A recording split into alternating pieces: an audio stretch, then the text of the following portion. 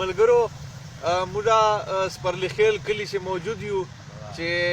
عصمت الله سپرلی خیل په وجه الله هم مشهور ده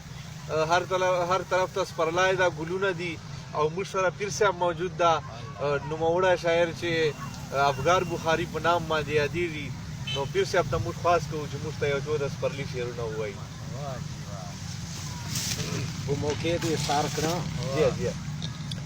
خدایا سړې سړې وږمې د پسرلو راوله خدایا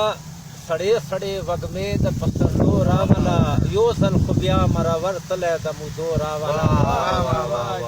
خدایا سړې سړې وږمې د پسرلو راوله یو ځل خو بیا مرور تلی د مودو راوله او تا ته به پته د احساس د محرومي ولګي تا ته به پته د احساس د محرومي ولګي مولا د شعر د خوارانو په کوڅو تا ته به پته د احساس د محرومي ولګي مولا د شعر د خوارانو په کوڅو راوله او پښتونه یاره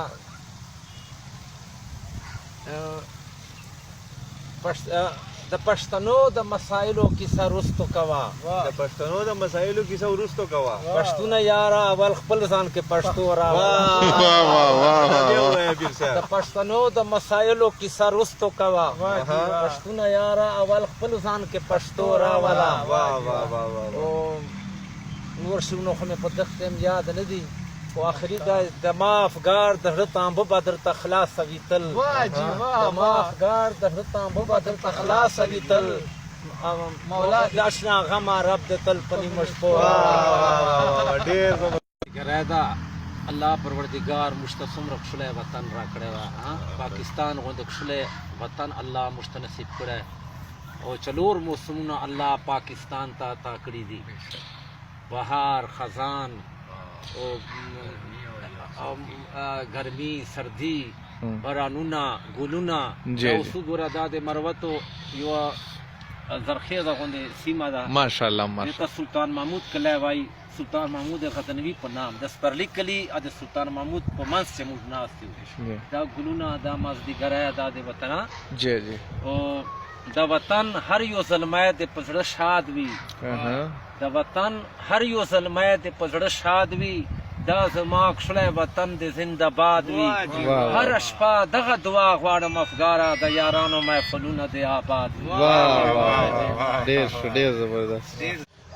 ملګرو پیر صاحب سره موجود یو افګار بخاري صاحب سره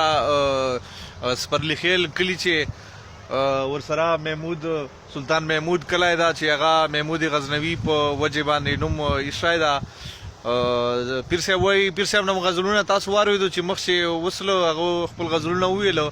نو زه غزل یو ورته ډایلای کوم داسې رنګین غوندې چې سرې او سپینې اوښکې واخله سره او سپینه خولګۍ راکا سرې او سپینې اوښکې واخله سره او سپینه خولګۍ راکا ورورین زړګی مې یخ که ده واورینه خولګۍ راکا ای اسینه درته سوار کړم ای اسینه خولګۍ راکا او ماجبینه خولګۍ راکا لونګینه خولګۍ راکا او زه به مې د ساکینس کم زه به نظم میخانې ته زه به مې د ساکینس کم زه به نظم میخانې ته ته یو ځل راله جانانه دا ګبینه خولګۍ راکا او زه به ژوند دا ستا په نام کړم زه به ځان دا ستا په نام کړم ته نور اسمه کوه ګرانه بس په مینه خولګۍ راکا او ما زبیر سره سودا کړه یا جانانه بده نه ده ګلورینه ځواني واخله امبرینه خولګۍ راکا نو ډیره مننه ملګرو دا سپرلي چې موږ موجود یو سپرلي کلی ده او هر طرف ته شرشم دي ګلونه دي بهر حسرت خو سپینو خولګۍ غواړي خو زه به دومره عرض وکړم چې نه د سپینو خولې ته غال یم نه به ووایم خوله راکا زړه مې درکه په یاري کې که یاري کوې زړه راکا ډېر ښه ډیره مننه ملګرو تاسو سره خپل تعارف وکړو د ملګرو سره زه امیر نواز ډرایور یم سره ټور پیر صاحب سره ډرایور د امیر نواز دغه ګل بای دا ګل محمد ګل بای شیخ ته ما پیدریر دا د موږ سره ګنمن دا سکیورټي دا ډیر شکریا ادا کوو پیر صاحب کو تاسو پیژنو نو ډیره مننه شکریا کورونو مو دا خوشاله انور خان اولدار موږ د سکواډ انچارج د موږ افغار بخاری هاوس باندې کومه ډیوټي د پولیس هغه انچارج د انور خان ماشاءالله ماشاءالله چاچا رااله چاچا موږ چیرته لیدلی یو نو چای راخیستلی دی او چای ډېر د دې نه تاسو اندازه لګولی یو چې لکه دا پښتانه چوره مرمه چوره مهمان نواز خلک دي د صرف موږ لیدلی یو چې موږ دلته تصویران باسو نو چاچا موږ ته خپلې پیالې راخیستې دي او چای چاچا تاسو نام څه ده برام شاهزاده چاچا برام شاهزاده او د اسمت الله سپرلی خیل کلیوال ده یعنی د سپرلی خیل کلی ده نو چاچا سره اوس موږ د چای خوندونه اخلو او تاسو خدای پاماني کوو خدا حافظ